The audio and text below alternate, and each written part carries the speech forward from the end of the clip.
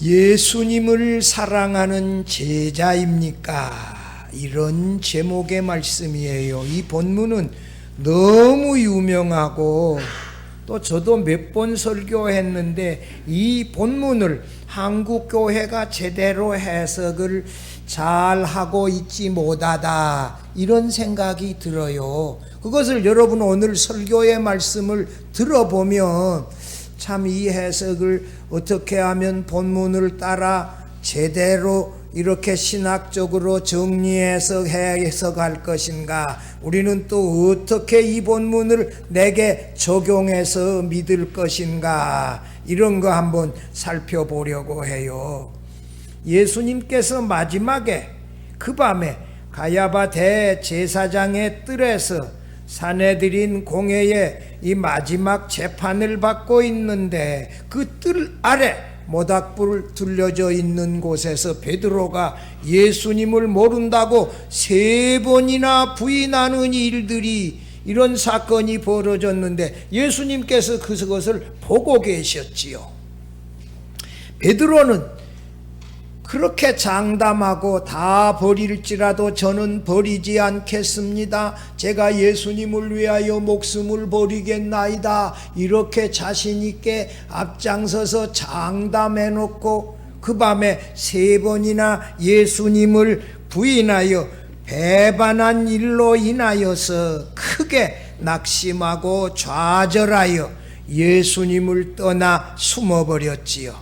본문은 부활하신 예수께서 제자들에게 부활하셨던 그 부활의 아침에 너희들보다 먼저 갈릴리로 가리니 거기서 만나자, 예수께서 이렇게 이미 예언하신 대로 디베라 호숫가에 그 새벽에 찾아가서서 밤새도록 갈릴리 호수에 그물을 던지다가 수고했지만 물고기 새끼 한 마리 잡지 못한 제자들을 향하여 배 오른편에 그물을 던지라, 그리하면 많이 잡을 것이다, 이렇게 한마디 하시면서 제자들 앞에 나타나셨지요. 밤새도록 젊은 제자들이 그물 던지니라고, 여러분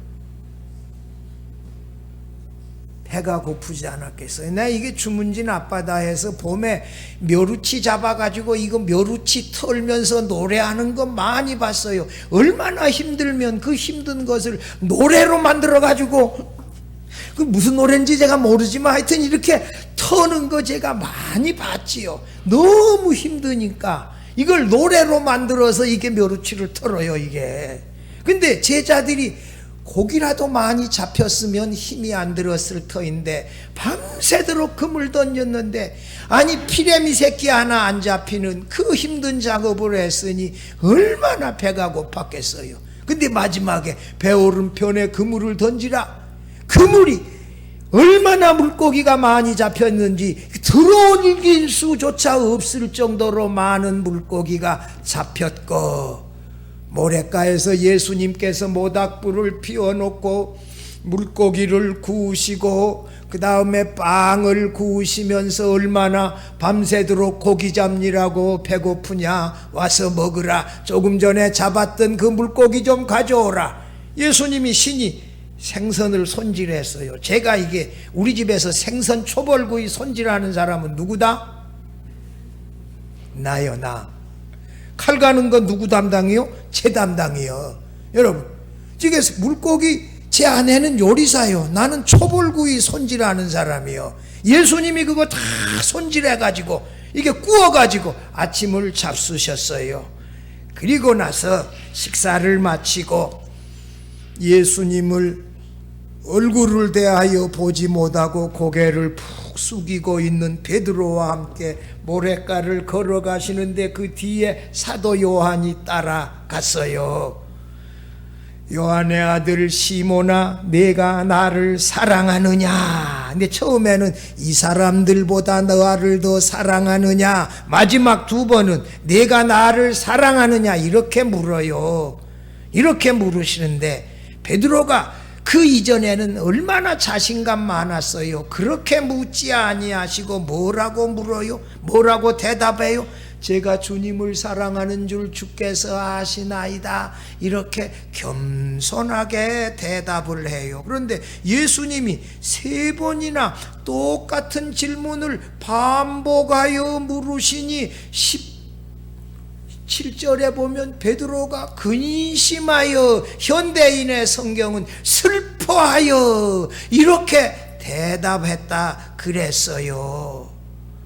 그러나 베드로도 예수님의 3번에 걸친 질문에 똑같은 대답으로 예수님께 답변했지요. 여러분, 예수님만, 오늘 베드로만 예수님을 부인하나요?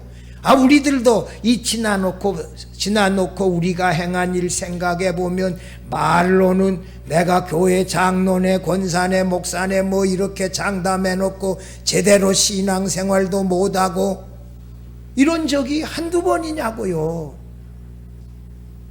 신앙생활 우리가 얼마나 잘했어요. 11조 철저하게 하겠습니다 그랬는데 11조 제대로 못한 적이 많아. 따져놓고 보면 베드로만 배신한 게 아니야. 사실 우리도 베드로보다 더 자주 배신했는지도 몰라요.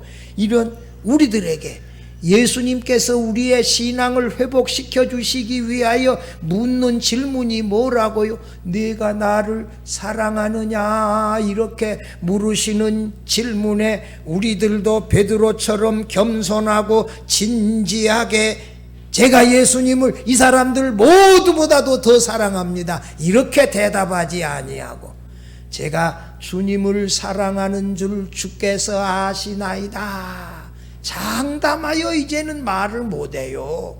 그저 겸손하게 진지하게, 주님께서 힘주시면 제가 주님을 사랑하며 살아갈 수 있습니다 하고 주권에다가 다 맡기면서 겸손하게 대답하다가 예수님이 내 양을 먹이라, 내 양을 치라 하시며 제자의 사명을 회복시켜서 다시 제자의 사명을 맡겨주셨잖아요. 오늘 이 말씀을 들으면서 함께 은혜 나누고자 합니다. 첫째로, 예수님은 우리가 예수님을 변함없이 사랑하는 제자가 되길 원하십니다. 여러분, 사람이 이렇게 굴곡이 있어요. 누구나 다. 계속해서 올라가는 사람은 없어요. 조금씩 올라가다가 떨어지고 올라가다가 떨어지고 그러면서 점점 올라가야 되는데, 어떤 사람은 똑같아. 이거 옛날이나 지금이나. 이거 또 어떤 사람은 내려가. 이렇게. 그거 안 되지. 조금씩 올라갔다 내려갔다 하면서 믿음이 점차 진전해야 이게 정상적이지요. 하나님의 아들 예수께서 인자로 나를 대신하여 십자가에 죽으셨지요. 죽으셨다가 사흘 만에 다시 살아났는데, 예수께서 방 안에 숨어있던 제자들에게 이미 2번 나타나셨어요. 도마 없을 때 한 번, 그 다음 주일에 도마 있을 때 한 번, 2번, 세 번째 어디? 디베라 호숫가에서 고기 한 마리 잡지 못하던 날 아침에 3번째 제자들에게 나타나셨는데, 여러분, 그 부활이라고 하는 영화 보면요, 예수님께서 예루살렘에서 디베랴 올 때 어떻게 왔는지 몰라. 근데 물고기 잡고 있는데 예수님이 모래밭에 계셨어. 그리고 아침 잘 쑤시고 나병 환자를 고쳐주시더니 또 사라지셨어. 그게 부활이라고 하는 영화에 나오는 내용이에요. 이제 예수님이 영광의 부활의 몸으로 변화되셨으니 이제 자유자재예요. 문을 닫아놔도 들어갔다가 나오고 공중에도 올라갔다가 이렇게 자유자재로 부활의 몸으로, 신령한 몸으로, 영광의 몸으로, 강한 몸으로 변화되어지셨는데, 그 아침에 배오른편에 그물을 던지라, 그리하면 잡으리라 해서 그물을 던졌더니 많은 물고기가 잡혔는데, 사도 요한이 베드로에게 뭐라 그래요? 조금 전에 우리 보고 배오른편에 그물을 던지라, 많은 물고기를 잡으리라고 말씀하셨던 분이 주님이시다. 사도 요한이 베드로에게 말하니 베드로가 주님이라는 말에 뛰어내리잖아. 옷 벗고 있다가 이곳을 걸치고 뛰어내려가지고 먼저 예수님에게로 달려가고 이 그물 실은 고기 이 가에 오니까 베드로가 나가서 또 당겨가지고 고기 꺼내가지고, 그때 예수님은 이미 따뜻하게 밤새도록 젊은 제자들 배고픈 줄 아시고 빵도 구워 놓으시고 생선도 구워 놓으시고 지금 잡은 생선도 가져오라. 여러분, 냉동하지 아니하고 싱싱한 생선 이게 구워 놓으면, 매운탕 해 놓으면, 이 사시미 해 놓으면 이 맛은 다르죠. 좀 오래된 것하고 달라요. 아주 이게 프레시한 라피시, 이 아주 싱싱한 아주 그 씀이 되지요. 여러분, 이게 생선 회할 때 썰어봐도 칼이 잘 들어야 돼. 평소에 이게 그래야 이것도 잘 썰어지는 건데, 여러분들, 그래서 이게 우리 교회 식당에서 이게 뭔 일할 때 내가 우리 집에서 숫돌 가져와 가지고 우리 교회 칼 있는 거 내가 전부 다 갈아줬수다. 여러분 잘 모르지요. 잔치에 음식을 장만하려면 뭐가 잘 들어야 된다? 칼이 안 들면 여자들이 이게 음식을 하기가 힘들지요. 탁 그러면 그냥 단번에 이게 썰어져야 이게 음식을 할 맛이 나지요. 내 앞으로도 저쪽에 가서 내 잔치한다 그러면 뭐 한다? 난 칼 갈아드릴 마음이 있어요. 이게 칼을 잘 들게 이게 갈아야 돼. 숫돌에 그래야 진짜 잘 드는 거예요. 이게 아침 잡수시고 이 좌절하고 낙심하여 얼굴을 들고 예수님을 보지 못하는 베드로야, 이렇게 해가지고 걸어가는 거요. 사도 요한이 뒤에 따라가는 거요. 뭐라고 예수님이 말해요? 요한의 아들 시몬아, 15절 봐봐요. 내가 이 사람들보다 나를 더 사랑하느냐?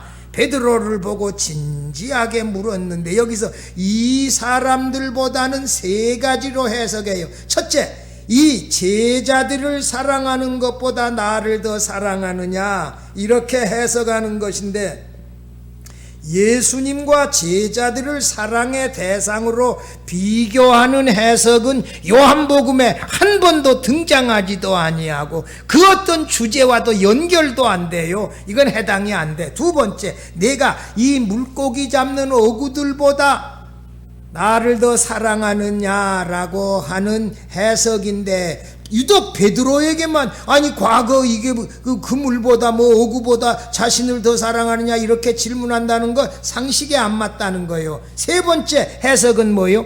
다른 제자들이 나를 사랑하는 것보다 내가 나를 더 사랑하느냐 하는 이 해석은 6명의 제자들, 베드로까지 7명이 거기 함께 있었기 때문에 이건 일리 있는 해석이다. 가능성 있는 해석이다. 베드로가 성격이 급하고 자부심도 강하고 행동도 빠르기 때문에 보통 다른 제자들이 말하기 전에 앞장서서 먼저 장담하며 답변하고 행동했어요. 예수께서 잡히시던 날 밤에 성찬식 제정하는 자리에서 베드로는 다른 제자들 앞에서 내가 주를 위하여 목숨을 버리겠나이다 먼저 큰 소리로 장담하며 말했지요. 겟세마네 동산에서 대제사장의 종 말고가 이 로마의 군인들과 함께 예수님 잡으러 오자 칼로 된다고 변 것이 말고의 귀를 잘라버렸어요. 다른 제자들은 가만히 있는데 행동도 빨라요. 세 번째는 마태복음 26장 33절에서 한번 읽어봐요. 베드로가 대답하여 이르되 모두 주를 버릴지라도 나는 결코 버리지 않겠나이다 라고 다른 11명의 이 제자들 앞에서 먼저 장담하고 자신 있게 말했어요. 이 말이 빨라. 행동도 빠르고. 그런데 이 예수께서 가야바 대제사장의 집에서 재판을 받으시던 그날 밤에 그 뜰 아래 모닥불 주변에 많은 사람들이 모여있는 곳에서 너도 저 사람과 같이 있었다. 저 사람의 제자다. 너 말투 들어보니까 갈릴리 사람이다. 저 전라도 저기 무안 쪽 사람이다. 너 이렇게 얘기하는 말에 3번이나 가장 먼저 부인해버렸잖아요. 그러므로 베드로가 예수님의 제자의 지위를 다시 회복하기 위해서는 예수님으로부터 용서와 회복이 필요했고, 제자들 사이에도 베드로는 예수님 나의 제자가 맞다, 이것을 확인이 필요했어요.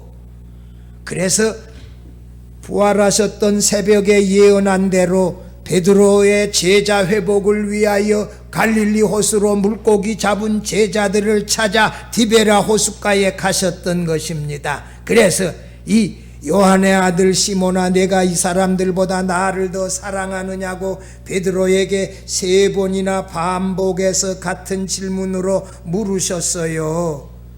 예수님의 반복되는 진지한 질문에 베드로가 이제 3번째 물으시니, 주님, 그러하나이다. 내가 주를 사랑하는 줄 주께서 아시나이다. 겸손하고 진지하게 똑같이 대답을 했어요.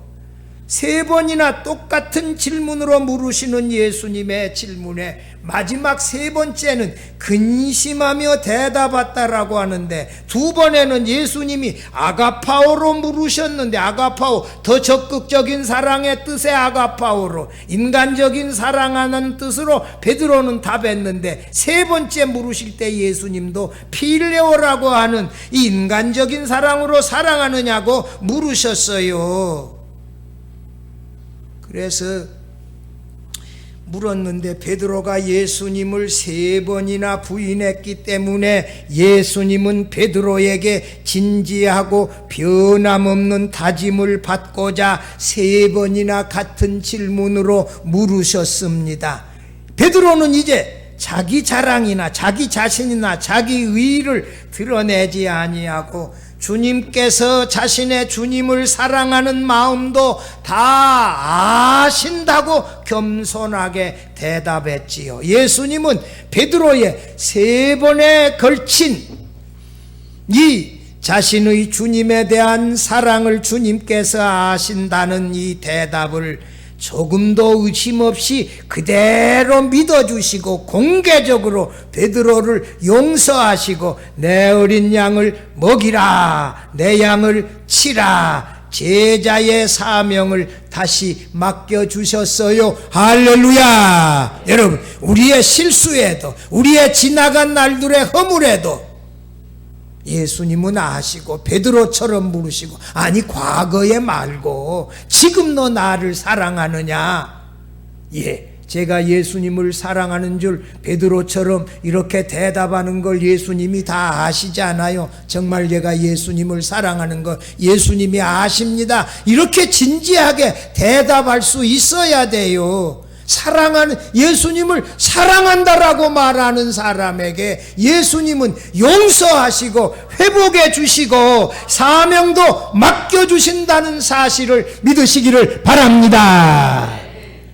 예수님 앞에서 장담하다가 실수하여 좌절과 절망에 옛날로 돌아가 버린 베드로는 사실 이 부활하신 예수님으로부터서 내가 이 사람들보다 나를 더 사랑하느냐는 이 희생적인 사랑으로 나를 사랑하느냐는 이 심각한 질문을 반복하여 물으셨고, 베드로는 주님, 그러하나이다, 내가 주님을 사랑하는 줄 주님께서 아십니다라고 근심하면서 진지하게 이 3번에 걸쳐서 주저함이 없이 대답했어요. 성도 여러분, 우리가 헌신적으로 예수님을 사랑한다라고 대답할 때 예수님은 우리의 지나간 날의 허물을, 지나간 날의 실수를, 지나간 날의 나태함과 게으름을 용서하시고 다시 우리를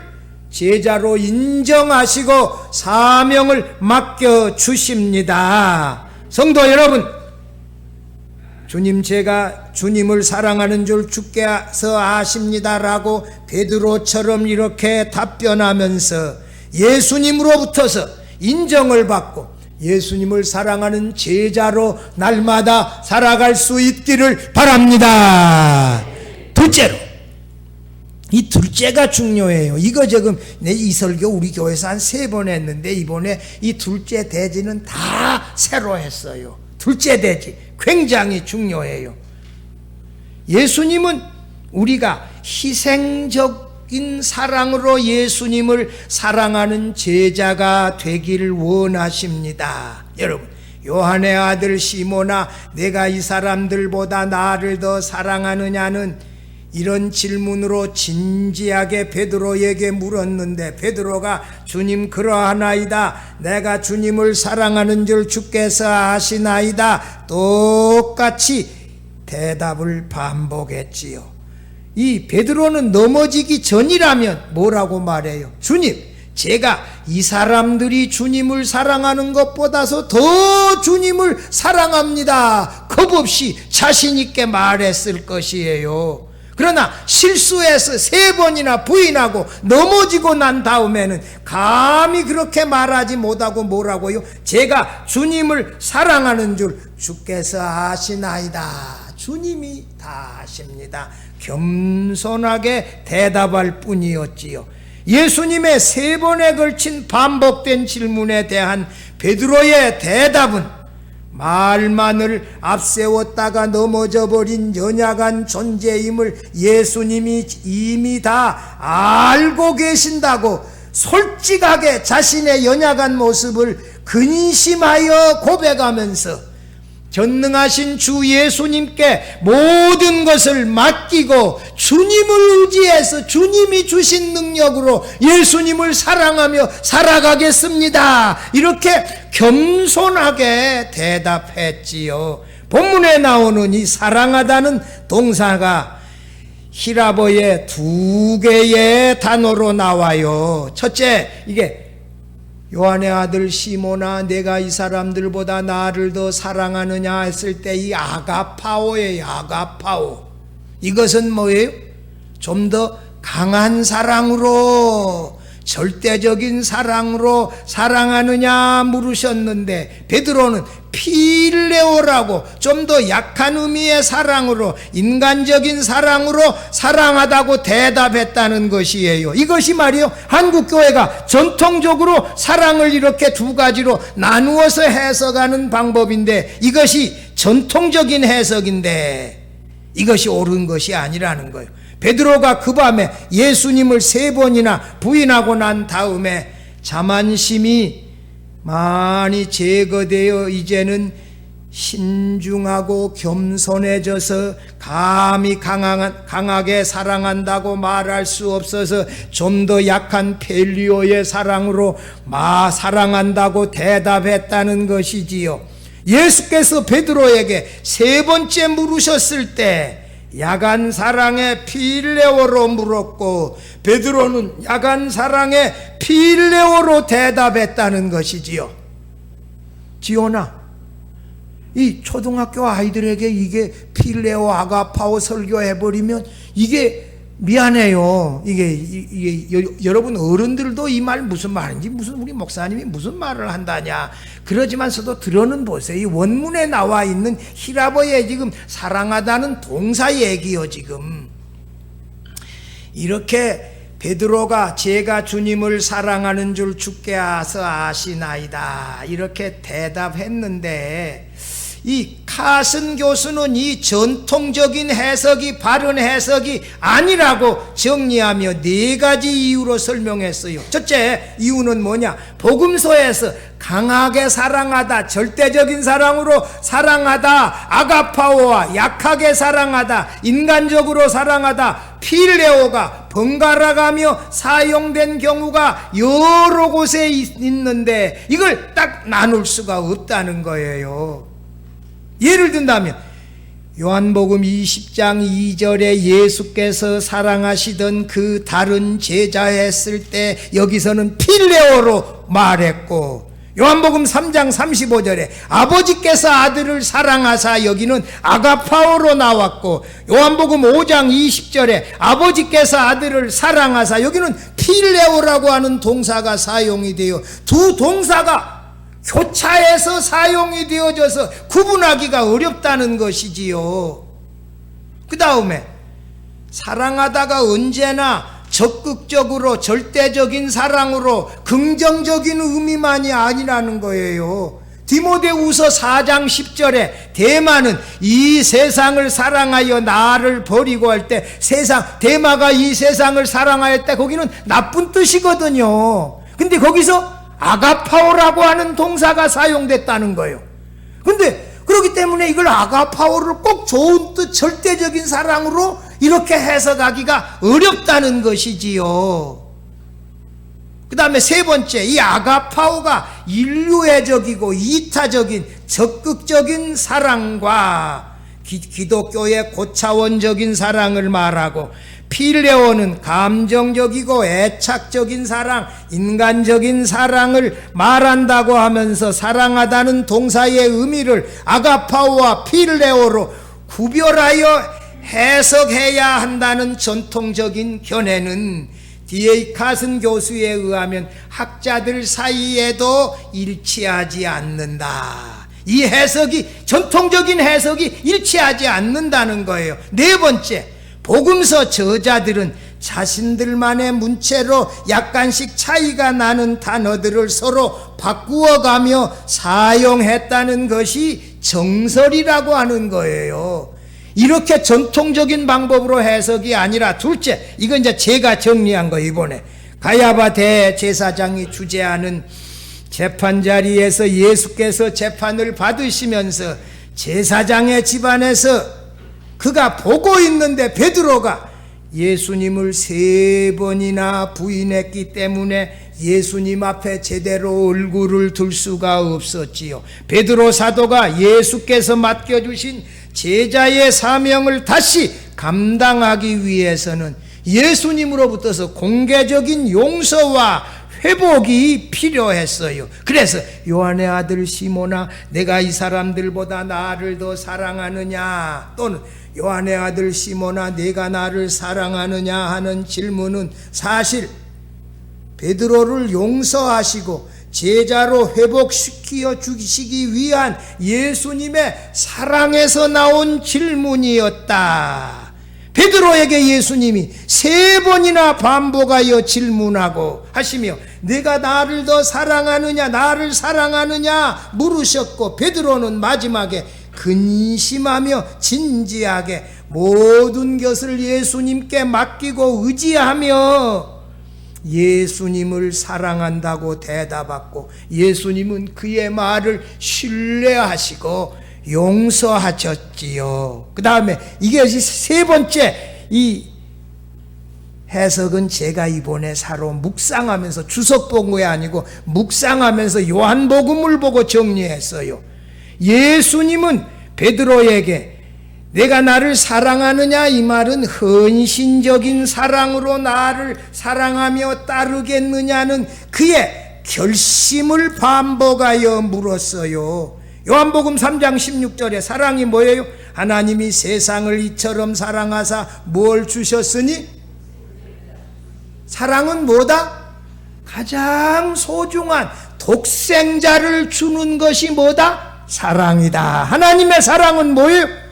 그의 가장 소중한 그와 한 분으로 계시는 독생자를 우리 위하여 보내주시는 게, 이게 뭐다? 하나님의 사랑이다. 요한복음 15장 13절에서 사람이 친구를 위하여 자기 목숨을 버리면 이보다 더 큰 사랑이 없나니, 예수께서 말씀하신 최고의 사랑은 자신의 목숨까지 아끼지 아니하고 우리를 버려주신 예수님의 그 희생적인 십자가의 사랑이 최고의 사랑임을 말씀해 주어요. 요한복음 10장 14절 15절에 내가 어제 아침에 외웠어요. 나는 선한 목자라, 내가 나 양을 알고 내 양이 나를 아는 것이 아버지께서 나를 아시고 내가 아버지를 아는 것 같으니 나는 양을 위하여 목숨을 버리노라. 이게 뭐예요?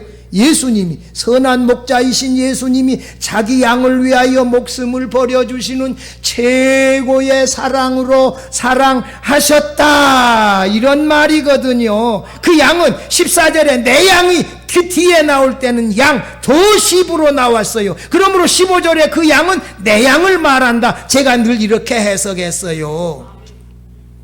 사랑이 내가 나를 사랑하느냐, 이 말의 뜻은 뭐예요? 내가 가장 소중한 내 목숨까지 아끼지 아니하며 희생하며 나를 사랑하며 따르겠느냐, 이런 질문이에요. 성도 여러분, 우리가 예수님을 사랑할 때 우리의 가장 소중한 것이 뭐예요? 우리 인생의 삶 전부일 수 있고, 우리가 가진 돈일 수 있고, 우리가 가진 은사일 수 있고, 아무튼 전부 그것을 주께 드리며 사랑한다, 이것이 사랑하는 것임을 믿으시기를 바랍니다. 베드로가 그런 자신의 목숨까지도 예수님을 아끼지 아니하고 드리면서 순교까지도 감당하며 예수님을 따르겠다는 대답이에요. 이게 놀라운 의미가 여기에 담겨져 있다고요. 네 번째, 마지막은 베드로는 자신의 연약함을 인정하고 다른 제자보다 예수님을 더 사랑한다고 감히 말하지 못하고 자신의 가장 소중한 것을 아끼지 아니하며 예수님을 사랑하는 줄 주께서 알고 계시다고 말하며 주님이 주님의 주권에 다 맡겨버리고 의지하는 겸손한 신앙 자세를 드러냈어요. 주님이 내게 힘 주시면 그거 가지고 내 전부를 들여서 주님을 사랑하고 따르겠습니다, 이렇게 겸손하고 주님을 의지하는 이런 신앙의 사람으로 변화되어졌다. 여러분, 사랑만이 아니라 마지막에는 무엇? 겸손한 신앙, 하나님만을 의지하는 신앙적 자세로 베드로가 성장했다. 여러분, 이렇게 해서 베드로는 예수님, 제가 주님을 사랑합니다, 헌신적인 사랑으로 겸손하게 사랑합니다 대답함으로 자신의 실수를 용서받고 제자로 회복되어졌습니다. 성도 여러분, 우리도 베드로보다도 더 자주 넘어지는 사람들 아닙니까? 제가 예수님을 사랑하되 나의 가장 소중한 것도 아끼지 아니하고 드리며 예수님을 사랑합니다, 이렇게 대답하는 예수님의 제자로 살아갈 수 있기를 바랍니다. 마지막 셋째로, 예수님은 우리가 제자의 사명을 충성하며 감당하기를 원하세요. 18절 19절 같이 한번 읽어봐요. 내가 진실로 진실로 내게 이르노니 내가 젊어서는 스스로 띠띠고 원하는 곳으로 다녔거니와 늙어서는 내 팔을 벌리리니 남이 내게 띠띠우고 원하지 아니하는 곳으로 데려가리라. 이 말씀을 하심은 베드로가 어떠한 죽음으로 하나님께 영광을 돌릴 것을 가르치심이러라. 이 말씀을 하시고 베드로에게 이르시되 나를 따르라 하시니, 이 예수님이 베드로에게 하는 말을 사도 요한이 뒤에 가면서 다 듣고 기록했다가 요한복음으로 기록했다고요. 예수께서 베드로 사도가 예수님에 대한 헌신적인 사랑으로 예수님을 사랑한다라고 말할 때 내 양을 먹이라, 내 양을 치라, 그렇게 사명을 맡겨주시면서 젊었을 때는 자유롭게 네가 옷 입고 다녔으나 노년에는 다른 사람이 네게 띠띠우고 옷을 입어 그의 뜻대로 너를 인도하며 다닐 때 네가 손팔을 벌리고 순교하며 죽을 것이다. 내 팔을 벌리리라고 하는 말은 감옥의 손이 벽에 매달리거나 또는 나중에 십자가에 달려 죽을 것이라는 뜻으로 해석했지요. 제가 요즘 새벽기도 때 어느 본문 설교해요? 베드로후서. 잘하시네. 새벽기도에 제게 설교 듣는 사람 몇몇 사람? 12명 정도가 보통이에요. 근데 제일 많이 들을 때 17명, 19명 들어오더라고요. 여러분들, 새벽기도 다 교회를 나와야 되는데 집안에서라도 새벽기도 하세요. 좀 일찍 주무시고 꼭 하세요. 여러분 같이 기도해 주세요. 새벽에.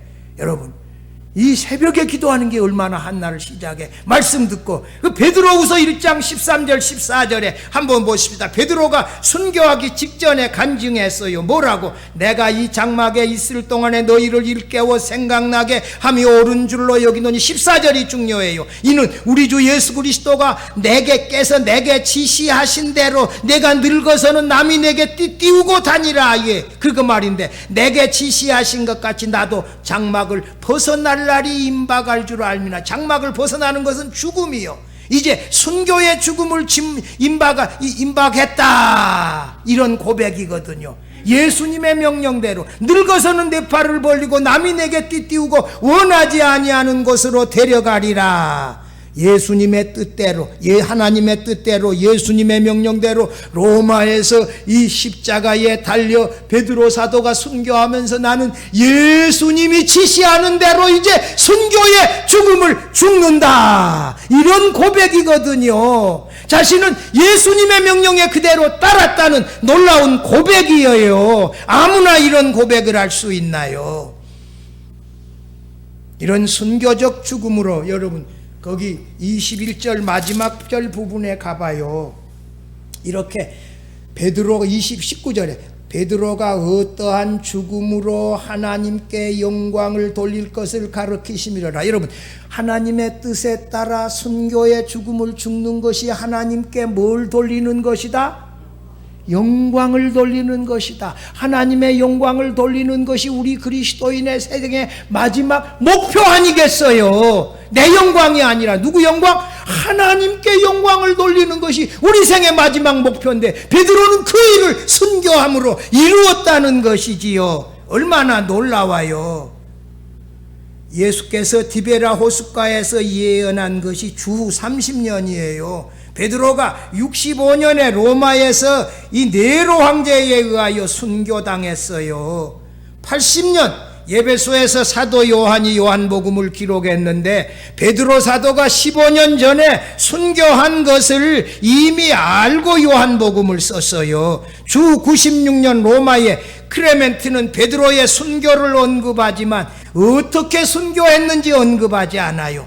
주 212년 터툴리안도 베드로가 누군가에 의해 띠로 묶여서 십자가에 순교당했다고 기록하고 있어요. 베드로 사도는 자신이 주님처럼 십자가에 정상으로 서서 못 박힐 자격이 없다고 하며 십자가에 거꾸로 매달라 달라고 요구했다는 후대의 이 기사들은 시기적으로 너무 오랜 후에 생겨났고 전설적인 요소들이 첨가되어서 신빙성을 담보할 수 없다. 이게 D.A. 카슨 교수의 지적이에요.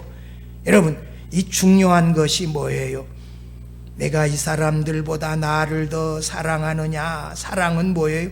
가장 소중한 것을 아끼지 아니하고 주님에게 드리면서 사랑하는 게 사랑하다는 거예요.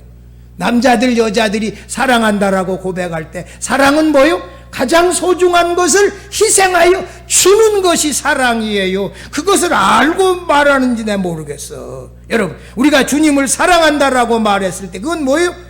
가장 소중한 것을 아끼지 아니하고 주를 위해 드리는 것이 사랑하는 것이지요. 그런 사람이 예수님의 제자입니다. 사랑하는 성도 여러분, 우리는 오늘도 말과 행동으로 예수님을 부인하여 베드로 사도보다 더 자주 넘어지는 연약한 존재들이 아닙니까?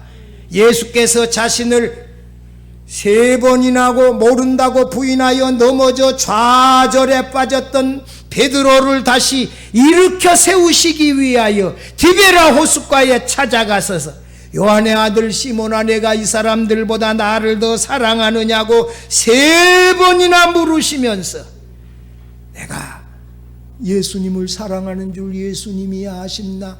이런 진지하고 겸손한 이 답변을 통하여 앞으로 변함없이 예수님을 사랑하는 사랑으로 예수님을 사랑하며 따르겠습니다. 이런 답변을 예수님께서 듣고자 하셨습니다. 여러분, 이런 답변을 우리들에게도 듣고자 해요. 네가 나를 사랑하느냐? 제가 베드로처럼 주님을 사랑하는 줄 주께서 아십니다. 이렇게 답변하면서 예수님을 따라가는 제자가 되어져서 주님을 우리 일평생에 헌신적으로 사랑하면서 섬기는 주님의 제자가 되어질 수 있기를 주의 이름으로 축원합니다.